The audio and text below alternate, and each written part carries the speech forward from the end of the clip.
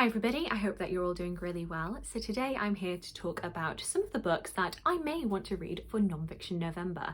Non-Fiction November is one of my favourite events here on BookTube, hosted every single year by the wonderful Olive over at A Book Olive, with the aim to get more people on BookTube reading more non-fiction. There are a series of prompts that you can follow to guide your reading, but you don't have to follow them at all. Just reading one non-fiction book is enough to have participated in this challenge. But I thought for today I would look at my current owned TBR and go through those 4 prompts and see if I can pick out 3 books that might potentially suit for this month of Non-Fiction November. Those 4 prompts are record, element, border, and secret. Olive has noted that you can interpret these prompts however you see fit. You can make the most tenuous connection that you want to, and I think I'm definitely going to have to do that on my end, but I think it's all just part of the fun.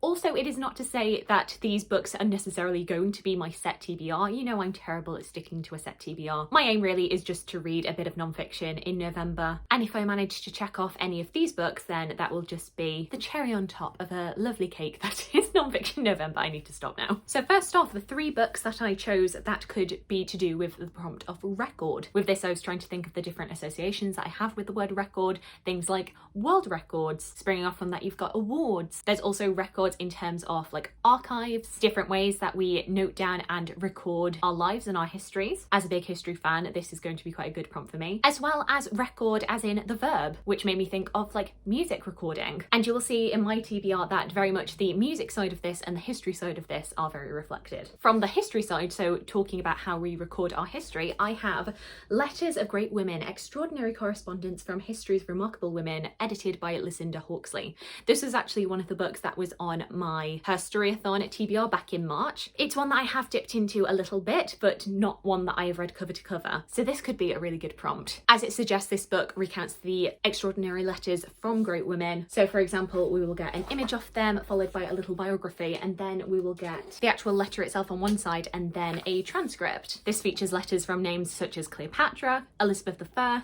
Emily Dickinson, Marie Curie, Eleanor Roosevelt. So this could be a really good pick. Then I have 2 more musically inclined books. First off, we have Breaking Into Song, Why You Shouldn't Hate Musicals by Adam Lenson, a book that is kind of preaching to the choir when it comes to me, because as we all know, I love musicals. And each chapter is kind of like a short essay on this very concept of musicals and why they are so great and why you shouldn't despise them. And then another music history book that I have is Sounds and Sweet Airs, The Forgotten Women of Classical Music by Anna Beer. This was a little bit of an impulse purchase back in February or March, I believe. And I love the idea of learning more about these different women's lives, these different women of classical music, and then also playing some of their music as I read it. And that's kind of where the record part will come to this prompt, listening to the recordings of these classical musicians and composers' music. The next prompt is element. So with this, I was very much thinking of science, actual elements of the periodic table. I also started thinking, do I have anything that relates to the elements when it comes to weather? So like strong wind and rain and hail. I was also thinking of the traditional 4 elements of air, earth, wind, and fire. Thinking about fire brought me on to this book, which is Burning the Books, A History of Knowledge Under Attack by Richard Ovenden. So this is a slightly more tenuous connection. It is based on the title of Burning. This is a book that is all about censorship, to which I imagine from the title that book burnings may play a part. When I thought about elements, that made me think about alchemy and how alchemy is based around elements, particularly metals, turning metals such as lead and copper into silver and gold. You think of alchemy, you think of magic, and therefore that made me think of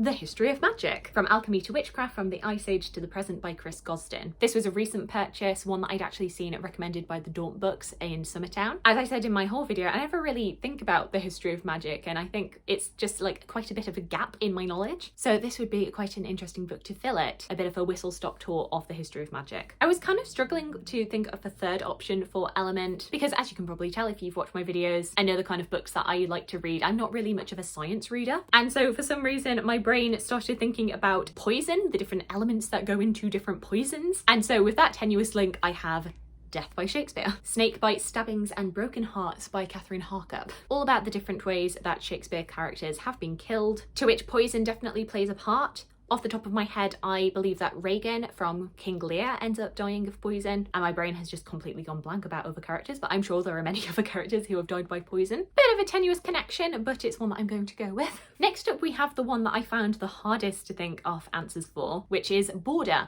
And really, when I think of borders, I mainly just think of countries. I was trying to think of borders in terms of like boundaries and being on the edge of something, or when we're thinking of countries, maybe ways of crossing these borders. The first thing that I thought of was Two Houses, Two Kingdoms, A History of France and England from 1100 to 1300, talking about the interconnectedness of the houses of England and France. I think especially when you think of Anglo-French relations, there is a lot of interconnectedness. In this history, you've got a lot of the two houses kind of clashing or sometimes being united, a lot of inter-country travel, and especially thinking of this as the precursor to the 100 Years' War, in which the idea of country borders and what England owns and what France owns is very much disputed. So that is one pick. Along a similar line, I have Game of Queens, The Women Who Made 16th Century Europe by Sarah Gristwood. My link to this is that it's about different queens across many different countries. Maybe a bit of a tenuous link, but you know, female power knows no borders. I don't know.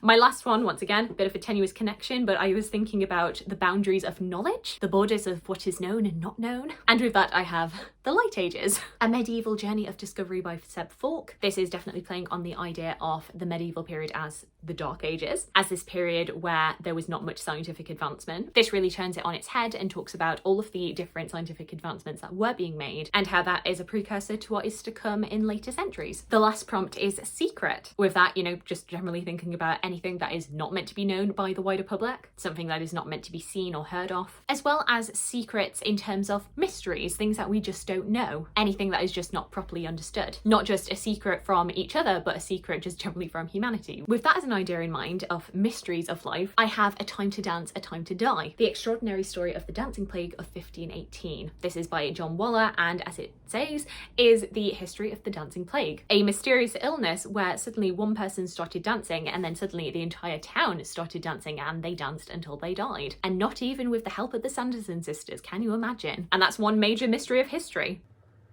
We're just going to sidestep the rhyming there, is what it was that caused this to happen. Coincidentally, very recently I picked up The Dance Tree by Kiran Millwood Hargreave, which is about this very history, but is a fiction offering. And so I'm wondering if I should do a fiction non-fiction pairing video. When we're thinking about secrets, you may also think of conspiracy theories, people thinking about things that may be being kept under wraps for who knows what reason. And one of those may be served by this book, Contested Will, Who Wrote Shakespeare by James Shapiro. Personally, I don't really go all that in for the Shakespeare authorship question. I am quite happy believing that a man called William Shakespeare wrote all of his plays, and if he had co-writers on some of the ones that we don't already know about, then does it really matter? But you know, it's an interesting question. It's one that people have had for centuries, and I would like to learn more about it. The only thing that I'm annoyed about with this is that there is an annoying 50p sticker on it that I can't get off. Then my last book for the prompt of secret, I'm thinking of like illicit cover-ups and different scandals, secrets being revealed to the public in dramatic ways. And for that, I have Women vs. Hollywood, The Fall and Rise of Women in Film by Helen O'Hara. This is a book that I actually kind of peer pressured Anna from Read to Me at Midnight to get when it was in hardback, and then she actually gifted this to me for my birthday. This is a long sweeping history of women in film, which I imagine from the beginning to now has been rather a murky, muddy history, with a lot of scandal that maybe I do know about already, and then others that I have no idea about, and I'd like to learn more. So there we go, those are 3 books each for the 4 prompts of Nonfiction November. As I say, I may not necessarily get to all of these, or maybe I will go for completely different nonfiction offerings, but this is all just good fun. If you have read any of the books that I've mentioned today, I would love to hear your thoughts on them. Alternatively, let me know about any books that you are going to pick up in Nonfiction November, whether they fit the prompts or not.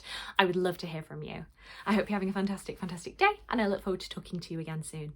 Thanks. Bye.